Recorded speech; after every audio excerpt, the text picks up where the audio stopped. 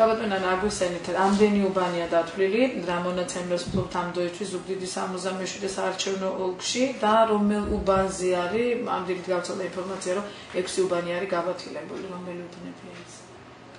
მოგახსენებათ, რომ 67 ზუგდიდის საოლქო საარჩევნო კომისიაში დღეს მდგომარეობით დათვლილია და შედეგები დევს 104 უბნის, რაც შეეხება 5 უბანს, დღეს არის ხდომა და დანიშნული, სადაც განხილული იქნება და შედეგებს გაცნობებთ შემდეგ.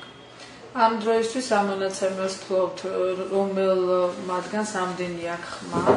წინასწარი მონაცემებით, როგორც პროპორციულში, ისე მაჟორიტარულში, ერთიანი ნაციონალური მოძრაობა ლიდერობს. 22,928 ხმა არის პროპორციულში, რაც ნიშნავს, რომ 51,59, ხოლო ბიძინა ივანიშვილი ქართული ოცნება 17,999, რაც ნიშნავს იმას, რომ 40,57%-ია. რაც შეეხება მაჟორიტარ კანდიდატებს, 31,674 ხმა, ესე იგი 64,91% და ირაკლი ალასანია 15,019 ხმა, 30,37%. მადლობთ. და რაც შეეხება იმ 6 უბანს, რა პრობლემა ხდება ამ 6 უბანზე და ამ 6 უბანზე არის ბალანსი არ აკეთავს ერთმანეთზე, მაგ კომისია განიხილავს. რომელი უბნებია თუ შეიძლება რომ დავიწყოთ? 95 უბანი, 99 უბანი, 31 უბანი, 100 უბანი. სულ 5 უბანი.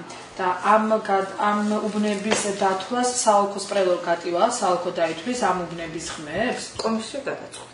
ამ წუთისთვის ვერ ვიტყვით გაბათილდება თუ არა, ეს არის 6 უბანი, სადაც არის ესეთი სიტუაცია, რომ არჩევნებში მონაწილე მომრჩეველთა რაოდენობა არ ემთხვევა მაჟორიტარი დეპუტატების მიერ მიღებულ ხმათა რაოდენობას. ამიტომ საოლქო კომისიამ თვითონ უნდა გადაითვალოს ამ უბნებზე მიღებული ხმების რაოდენობა.